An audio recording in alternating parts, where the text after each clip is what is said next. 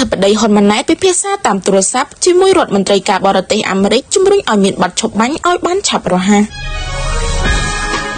សម្ដេចបវរធិបតីហ៊ុនម៉ាណែតនាយករដ្ឋមន្ត្រីនៃកម្ពុជាបានជួបពិភាក្សាតាមទូរស័ព្ទជាមួយលោក Marco Rubio រដ្ឋមន្ត្រីការបរទេសសហរដ្ឋអាមេរិកនាយកថ្ងៃទី25ខែធ្នូឆ្នាំ2025ដើម្បីពិភាក្សាអំពីការវិវត្តសហភាពការតាមបណ្ដោយព្រំដែនកម្ពុជាថៃក្នុងគោលបំណងជំរុញឲ្យមានបទឈប់បាញ់ឲ្យបានឆាប់រហ័សនិងការអនុវត្តកិច្ចព្រមព្រៀងសន្តិភាពដើម្បីស្វែងរកសន្តិភាពយូរអង្វែងសម្រាប់កម្ពុជានិងថៃលោក Marco Rubio បានគូបញ្ជាក់ចំហយ៉ាងច្បាស់លាស់ថាសហរដ្ឋអាមេរិកចង់ឃើញសន្តិភាពស្ថិតស្ថេររវាងកម្ពុជានិងថៃនិងខិតខំជំរុញឲ្យមានបទឈប់បាញ់ឲ្យបានឆាប់តាមដែលអាចធ្វើទៅបានសម្ដេចបវរធិបតីបានបញ្ជាក់សារជាថ្មីអំពីការប្រកាន់ខ្ជាប់យ៉ាងម៉ឺងម៉ាត់របស់កម្ពុជាក្នុងការបន្តអនុវត្តតាមស្មារតីសេចក្តីថ្លែងការណ៍រួមទីក្រុងកូឡាឡាំពួរនិងសង្ឃឹមថាភាគីទាំងពីរនឹងបន្តធ្វើការជាមួយគ្នាស្របតាមកិច្ចព្រមព្រៀងដែលមានបើតាមសម្ដេចធិបតីកម្ពុជាបន្តរក្សាជំហរក្នុងការដោះស្រាយបញ្ហាព្រំដែនដោយសន្តិវិធីដោយអនុលោមតាមកិច្ចព្រមព្រៀងនិងយន្តការដែលបានឯកភាពគ្នានាពេលកន្លងមករួមទាំងសេចក្តីថ្លែងការណ៍រួមទីក្រុងកូឡាឡាំពួរដើម្បីដោះស្រាយបញ្ហាព្រំដែនកម្ពុជាថៃនិងកសាងសន្តិភាពយូរអង្វែងរវាងប្រទេសទាំងពីរ